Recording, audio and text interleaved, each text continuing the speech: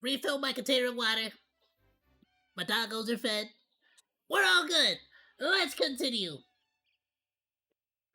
I want to check out this video by Verst. Apparently Japan has some kind of like way to deal with homeless people that, to be honest with you, we may or may not need here in LA. It's pretty bad over here. Let's check it out. This is a graph of homeless people in Japan. Looking at it, it's pretty incredible. For a country of 125 million people, they have less than 5,000 homeless people. And as of 2024, that number is actually at 2,820, the lowest since the data began in 2003. That means just 0.003% of their population is homeless, which means they've basically solved it. It sounds too good to be true. And the reality is... Well, don't they also have like an overabundance of houses in certain areas too? Actually, that it is. Let me explain. Like in certain provinces? Hundreds of homeless people in central Tokyo being forced to hide from sight. These insanely low numbers come from the government, and asking any government to report on their own performance is like asking a student to grade their own exam papers. Japan views homelessness differently from other countries. The definition of it isn't really clear, if not manipulated. Their actual homelessness rate is very low, which is still amazing, but it's not what it seems. But to understand how Japan brought their homeless rate down to almost nothing, we have to take a look back at the past few decades, when homelessness wasn't even close to 0%.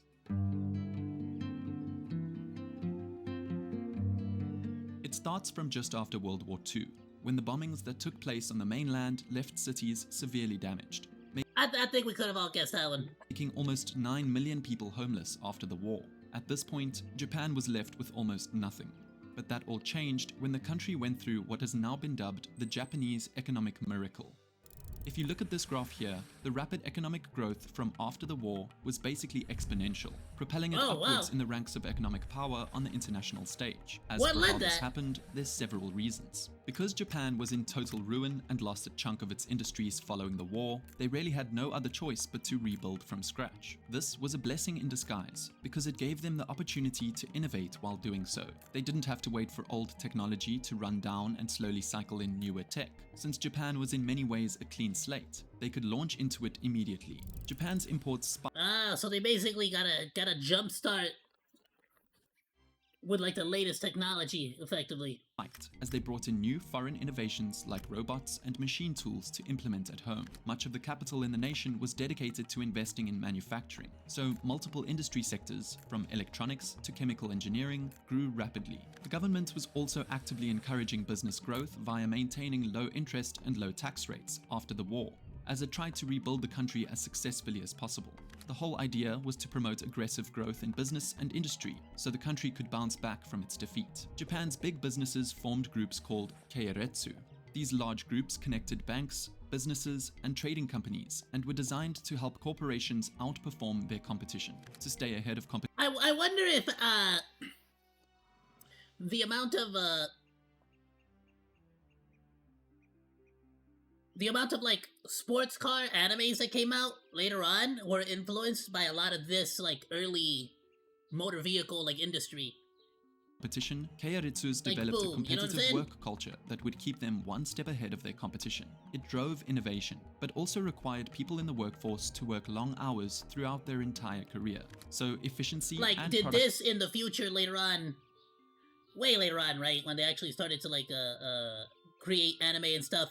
Did these same companies start to like push the like 4 car related animes in, you know, as part of like these same initiatives of like trying to industrialize or trying to push for a more industrialized, I guess, society? Activity increased, fueling the rapid business growth Japan was looking for in a post-war world. Society. Even though its imports grew on the front end, the drive toward more production led Japan's exports to explode not long after. Japan was flexible in what it exported, bending to what was most in demand at the time, whether that was metals, textiles, or something else. Because of this flexibility coupled with the efficiency of their labor force, Japan became a notable exporter and a player on the international economic stage in just a matter of decades. By the 1980s, Japan had the largest gross national product in the world. Even now, Japan is the 3rd largest economy in the world, with a GDP of $4.2 trillion. During the Really? Japanese economic What a miracle, freaking gap, it though, served huh? everyone very well, so the homelessness rate naturally declined in the Y'all 1960s seen that gap? with a GDP What a jump! of $4.2 trillion.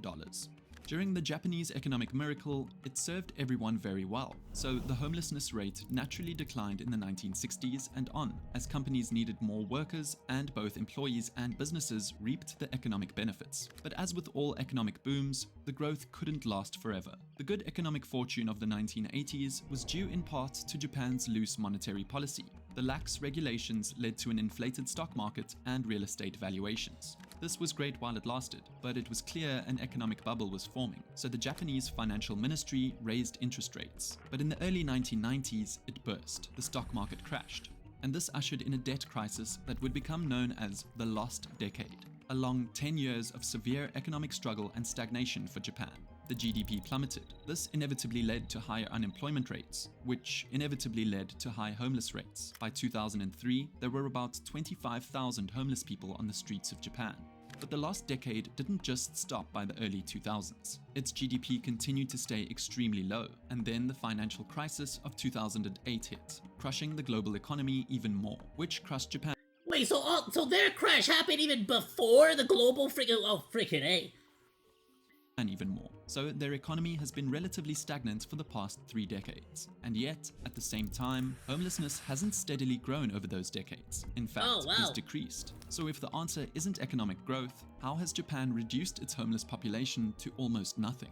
Well, things started changing at the governmental level in the late 1990s, when homeless groups and advocates began to grow more vocal. Tokyo, Japan's capital, started to take notice of these advocates and groups and listen to their concerns. This became especially important because, at the time, the homeless issue was growing rapidly in the country, with thousands considered homeless in Tokyo alone. Many struggled to find permanent employment, and wages were often low, which made it difficult for Japanese people to support themselves. Day laborers especially struggled with finding affordable housing during the last decade. Many homeless people were from blue-collar industries, such as construction, which suffered greatly during the decades of economic stagnation in Japan. Homelessness plagued middle-aged and elderly people more often, as they struggled to find work as they were replaced with younger laborers. These groups began to organize and push back against the government, advocating for their rights. So finally, in 2002, the ball started rolling. The government passed the Homeless Self-Support Act, which was designed to help homeless people reach a point where they could support themselves. As part of the new legislation, Tokyo created self-help support centers to help those who were homeless find employment and become capable of supporting themselves. The homeless That's pretty dope. I mean, I know we have some situations like that here in the US, but it's still, I mean, damn, I have to wonder, like, because the U.S. is so freaking massive, and there's so many people. You know, I know it's like more on a state to state. It would be more on a state to state, circumstance. Let's say. policy of the 2000s involved several other aspects, all aimed at discouraging street life and encouraging Here in LA, we got none of that. None. self-help for the homeless population. The idea wasn't to just get them off the streets temporarily. The government wanted to get people off the streets permanently. The next big pillar of Tokyo's policy was to find accommodations for the homeless people who could no longer live on the streets since they were evicted from the sidewalks and public places. Tokyo offered both rehabilitation facilities and simple accommodation facilities for temporary housing for homeless people. From 2004 we don't got to none of that. 2007, it implemented a project that offered homeless people with housing for low rent that they could occupy for a certain period of time. Non-profits often The few times that we have tried stuff like that, they basically turned into like crack dens. loosely backed by the government, also provided welfare facilities to help homeless people. So, from 1998 to 2010, the total number of housing facilities for homeless people in Tokyo increased by 6 times, while the capacity of these facilities as a whole grew by 2.5 times. Around the end of the 2000s, Tokyo implemented more new measures for their welfare system. A new support system known as self-help supporting housing was added to the mix, which was a sublease housing system that was supposed to act as another intermediate for people between homelessness and permanent housing. Then there's the actual laws and institutions that play a role. They have a no-nonsense drug policy. The government strictly enforces its policy against illegal drugs and discourages their use. So, as of 2014, only about 1.6% of the Japanese population, via a survey, was found to have tried drugs other than alcohol at some point in their life. This number pales in comparison to the number of people who have tried some form of illegal yeah, I mean, that's fair. You know what? I think I just solved it. Drug in the US, which is above 50% of the population. This illegal drug use can often lead to addiction, a criminal record, or mental health issues that ends up making it way harder to function or get a job to re-enter society, creating one big cycle. This is especially the case in Japan. If you were accused once of even a tiny drug possession, your life would absolutely be over in Japan. Society never forgets what you did, and your crime record never leaves. So housing or job searching is almost impossible for the rest of your life. As for how Japan deals with mental health issues, it's a bit ironic, given their high unaliving rates and stigma of mental health, but they surprisingly deal with it well for the homeless population, kinda.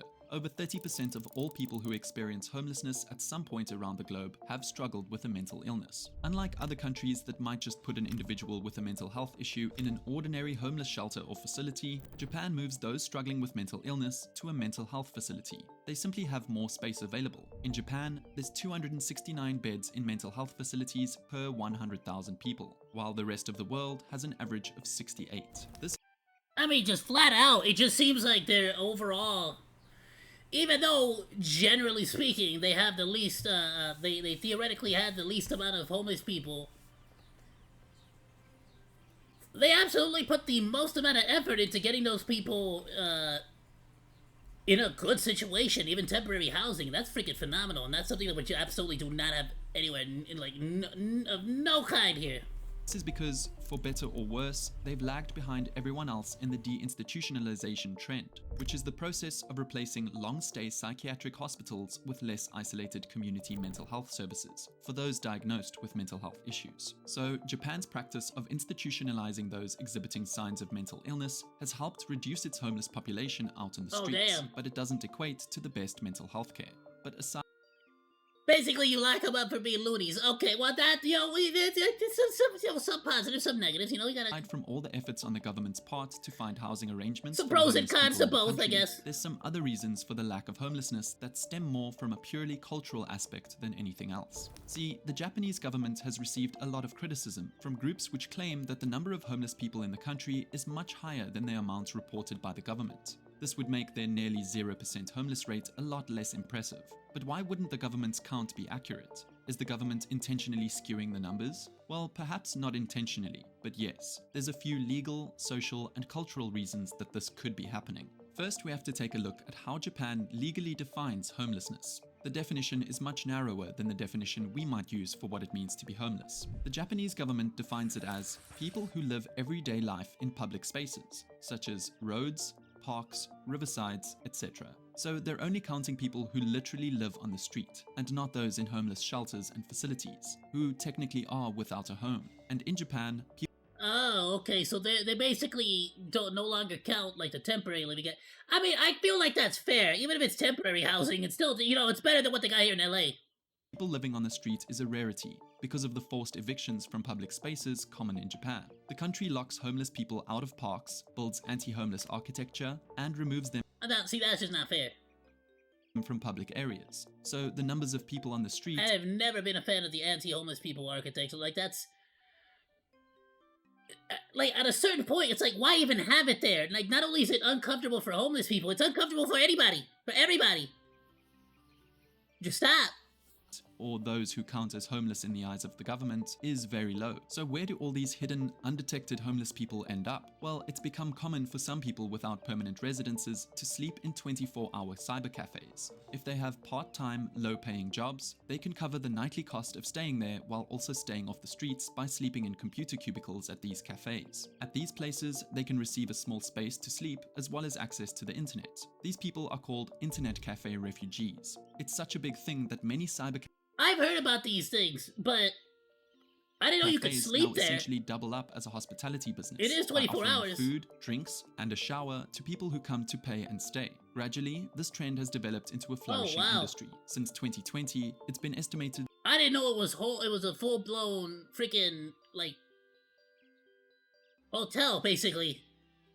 that a minimum of 15,000 individuals reside in cybercafes in Tokyo alone, which is 5 times the official number of homeless people in Japan. This choice of shelter is especially popular among the younger homeless population. For context, in the official governmental count, It's a great place to pirate anime. almost all of the homeless people counted were over the age of 50. So this doesn't mean that most homeless people are old, it just means that younger homeless people aren't as easy to distinguish as homeless. They often bounce around between internet cafes, friends' homes, and 24-hour fast food restaurants. Yeah, and they care more about their looks typically. Yeah, let's be honest, that's always a thing. Now, you might be wondering why people would go to internet cafes rather than homeless shelters, especially since spending money to stay at these cafes night after night could add up for someone who's already low on funds as it was. Well, this leads me to what I really meant about the culture of Japan towards homelessness. There's absolutely no culture of compassion for homeless people in Japan, but rather never-ending shame, which leads a lot of Japanese homeless people to lose touch or cut ties with their friends and family to avoid embarrassment. Japanese culture is centered largely around self-reliance and hard work, so homeless people are often viewed as lazy, with no one else to blame but themselves. Oftentimes, other citizens even avoid looking at them, viewing them as an embarrassment. It's seen as a threat to a harmonious society in Japan, and as something that impedes on the beauty of cities like Tokyo. For these reasons, homeless people make a lot of effort to not appear homeless to others. For example, they'll rarely beg for money, if not take offense to it when offered, try to keep clean, and look well by using the many public restrooms and wash areas across the country. When homeless people are actually living on the streets, they set up their shelters along remote locations, such as riverbanks, to stay out of everyone's way. It's really sad to see that they would even like go out of their way to refuse help as well, and that's the sad part too. But you know, like I a part of me gets it. It's also like Papa Monkey's fault a little bit too, because he was always like this and sort of instilled that into me and my siblings, where there's always like this freaking pride that's so difficult to swallow. In any situation, like whether it's monetary or like he was very stubborn. And I gotta admit I am too very stubborn about that kind of stuff. So it's super freaking sad to see that sometimes you can sort of get in your own way, if you know what I mean. When it's like that little bit of help could really go a long way, you know?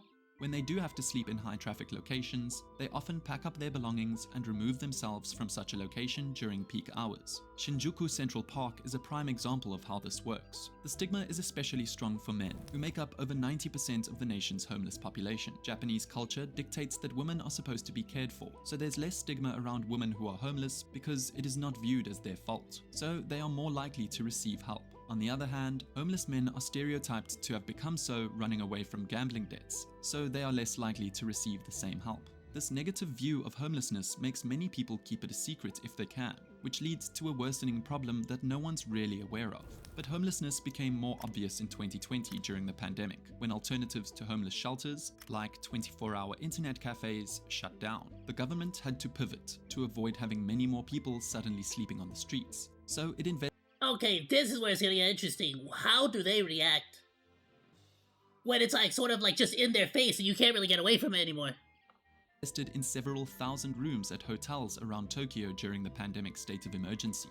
If the government hadn't done this, there likely would have been a major spike in how they perceive homeless people. As of now, Tokyo has long-term shelters similar to dorms throughout the city, largely run by non-profits. But these facilities have negative reputations, like being run down, overcrowded, and having little privacy. Japan doesn't support one-night shelters when people can come and receive shelter for just one night. Instead, the government prefers to offer long-term shelter so they can help people get to a place where they can support themselves. In recent years, I honestly do believe that that's just frankly a better situation. Altogether, just frankly a better situation. Here, since it's like since the best we have is like single night like stays, again, it really does turn into the situation where you're just getting a random batch of people every single night. And like it or not, it's like a hotbed for crime. Like whether you like it or not, either for drug use, especially if you're a woman in those situations, is very scary. You know what I'm talking about? It's like a really bad place, like because of how random it is. Whereas you can sort of like have a situation where you keep the people there on a long-term temporary situation, and you can sort of, you know who they are, what their situation is, you can help them out. And I honestly think, like, that kind of change needs to happen here. But hell, dude, like, so many of the people that, like, are the charities and stuff that's meant to help out homeless people here, like, they get a lot of money. You hear about how many millions they make, but nothing ever gets resolved, or, like, you never see anything, like, we see no practical benefit to any of that stuff. Just a bunch of people donating money to each other. Japan has also become more To their flexible in causes. offering government money to homeless people who need it. Although their livelihood protection program has been around since the 2000s to provide homeless people with money if they have no assets or family to fall back on, the requirements used to be more stringent. People used to have to prove that their family was incapable of supporting them, which led to a lot of people not applying for the program because they didn't want their family to know that they were homeless. Now that requirement can be waived. Through the program, homeless people can receive about 53,700 yen, or about $448 per month, which can be used for apartment rent or for government-funded shelters, and about 75,000 yen, or $621 for living expenses. Beyond that, the government now offers independence support centers, which provide job-searching support for the unemployed. So, Japan has used legislation to reduce homelessness rates, but the amount of hidden homelessness likely means there's a lot more work to be done. In fact, Japan has a higher poverty rate than the United States, with about 15% of the Japanese population considered impoverished, compared to about only 12% of Americans living in poverty, which of course seems like a contradiction to the low reported homeless rates. Perhaps the most important thing for Japan to do is to start changing the stigma around homelessness, since the stigma deters a lot of people who are struggling from seeking help. Making people view and treat homelessness as less shameful could encourage more participation in government programs with a better output. Regardless, Japan's homeless rate is still low, which is commendable, but it isn't 0% like claimed. That is the reality. Thank you for watching. No, flat out, we need to start adopting a lot more of their programs into our societies across the board here in the US, of course, right? But more specifically here in LA, in California, we really are, like, very good about talking about how we want to help out the population, and really good at, like, I don't know, a lot of the money feels like it just sort of goes into this freaking network of, like,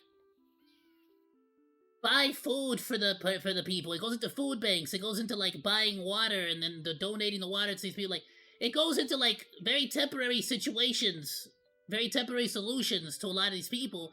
There'll be a lot of times where there's a homeless population and they don't freaking need more food. Like, they're fine. I've had many times where I've offered a homeless person, like, to buy them a meal, and they're just like, yeah, I'm not hungry. I don't need food. I'm fine for food. I just need money. Might be a fake person, you know, faking their homelessness, or genuinely might just be that they're not really, like, they're not struggling for food, but they need money for, like, housing, find a place to freaking sleep, clothing, because their clothing is torn up, messed up. You get what I'm saying?